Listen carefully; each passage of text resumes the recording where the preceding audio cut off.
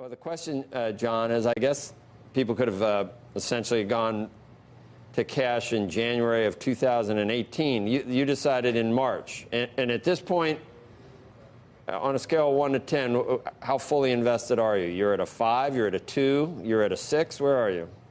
We are, well, good morning, Joe. Good morning, Peter. Hope you both are well.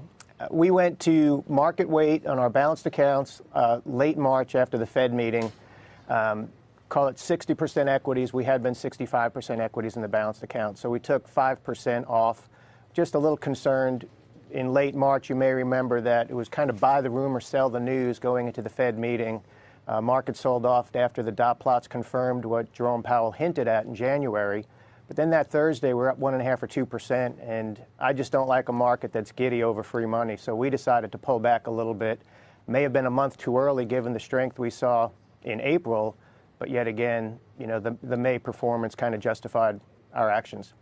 Yeah, I know how you guys operate. I mean, you need to be in the stock market, obviously. Right. But 5% is reflective of your concern about the trade war, but it's not like you sold everything. So at this point, have you seen evidence in the numbers that this is that the tariffs are having a major effect, or it's just a psychological effect still? Because we're not necessarily seeing it in inflation numbers yet. Maybe we're seeing it in the jobs numbers. I don't know. Those are backward looking and could be something else other than trade. But have you actually seen the deleterious effects of the tariffs yet?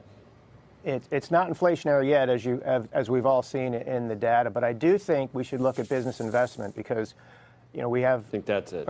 a tug of war going on, right? When you saw the first half of 2018, businesses took advantage of tax cuts, immediate expensing, reduced regulation. So we had this big boom in capital investment, which paid a dividend in the year-over-year productivity growth in the first quarter of this year.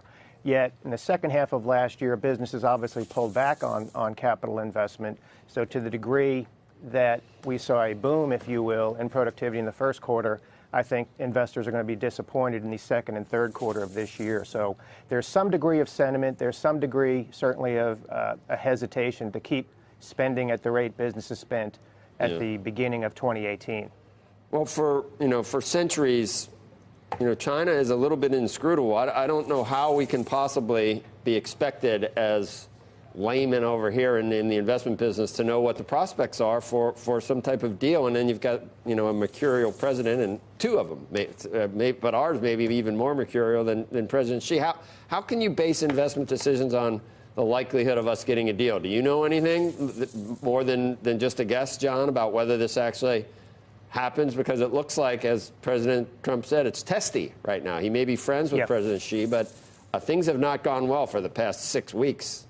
That's obviously been terribly unfortunate for everyone. But what we try to focus on, obviously, is the fundamentals. You have to focus on, the hand you're dealt. And when we look at first quarter profits that came in 400 basis points better than expected, when we see unemployment claims trending near 50-year lows, when we still see the incentives for business investment. If you think about government having regulation, taxes, spending as tailwinds, yet antitrust and technology or tariffs becoming overwhelming to the other benefits, now we're kind of transitioning back to the Fed, and I'm not necessarily comfortable with a market that's just going to be, as I mentioned earlier, giddy about liquidity.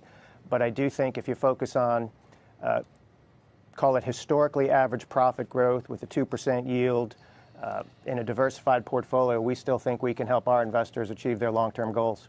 John, just for perspective, this 65 to 60, whatever allocation to equities, what's considered very aggressive, what's considered very conservative in that ratio? Yeah, we have 5 different investment objectives, so an aggressive portfolio would be 80%. And then conservative would be how low? I'm sorry? How conservative, how low would that be if you were very bearish, let's just say? On the most conservative investment objective, we'd be 40 or 45%. Okay, we obviously want to make sure we have here. some equity exposure for long-term investing. Okay. Have you taken a crash course in Chinese-American relations, or Peter? I have, and I was there a couple of years ago. You were actually there. I'm afraid to go. Yeah, I was there, and it's very important that we get along. I'm afraid to go to Hong Kong. They'll extradite my butt. Yes, that's very true. Crimes against humanity. No, we've said it. I was reading something that someone had to resign from a position, or he made some reference to livestock or something in reference to it. Did you see that? And it turned into a huge. I mean, China can't complain. When we, when was that? When they answered? Yeah, we had Bannon and Tom Friedman on, and that was our interview. And the next day, Chinese government responded to the comments that Bannon, I think, or Pompeo, I think, too, on the show. So they know, they hear us. They may not. Well, yeah, they shut us off when they don't. Yeah, they may not broadcast us. So. Been about 3 times. Chanos, I don't think has ever gone over there. No, he hasn't. Your hotel room, hotel room would be bugged. You think? Yeah. Well, you can't take your phone. You can't take. Bed bugs are worse. What's worse? I'd rather have the microphone than the bed bugs. That's true. Well, that's true. Yeah.